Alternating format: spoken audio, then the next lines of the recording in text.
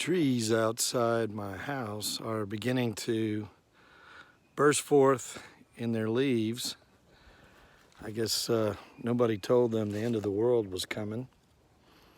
And so spring has come and new life is here as we get nearer and nearer to Easter, which reminds us that God always brings life out of seeming death.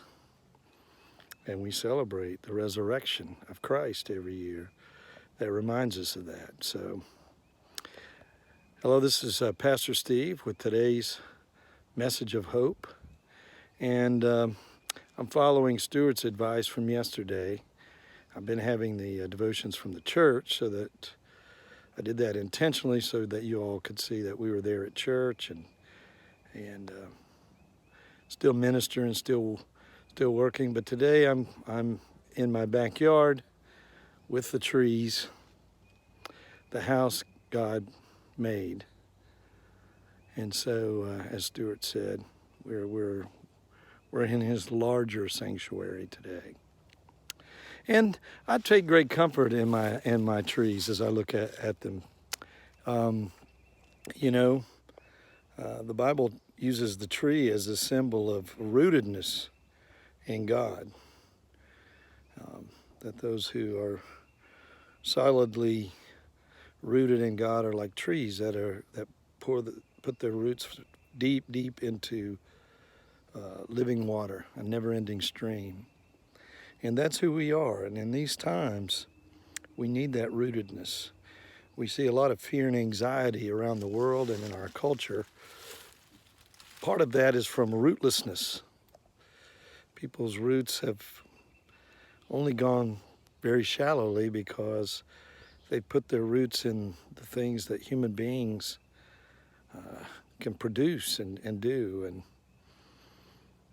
now that that's been shaken, it's created a lot of anxiety and fear. I take great comfort in these trees. Many of these trees were here before I was born. And most of them will be here long after I'm gone. And so it's kind of foolish for me to call these my trees. They're not really my trees.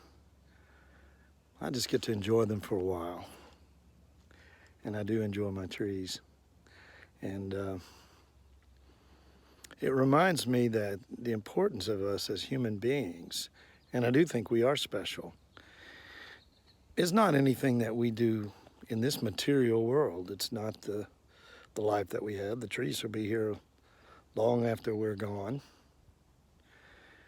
It's not even in the things that we've made. We see now how easily those things can be taken away. I was bemused to see coyote walking down the streets of San Francisco. And I thought of a documentary I saw several years ago on environmentalism that said if humans were to abandon the cities within 10 years, nature would completely take them over. There'd be animals and trees and everything. And we see not very long when there are not people out on the streets, how quickly the animals come in. And it really just shows the folly of all the things that we put our pride in. I remember being in Damascus, Syria, and seeing all the ancient Roman ruins, and then also in Jordan, in Palmyra, and realizing that Rome thought it was building something that would last forever. And now we just go and look at the bones of it. And that's always the folly with all human productivity. We're not valuable for our productivity. That can very quickly be diminished. And I saw my dad was become diminished in the latter years of his life. And so it will happen to all of us. And this is a reminder of that. No, our specialness is that we are made in God's image. All of us as human beings. And so it's not our productivity, but it's our ability to have the heart of God and the mind of God.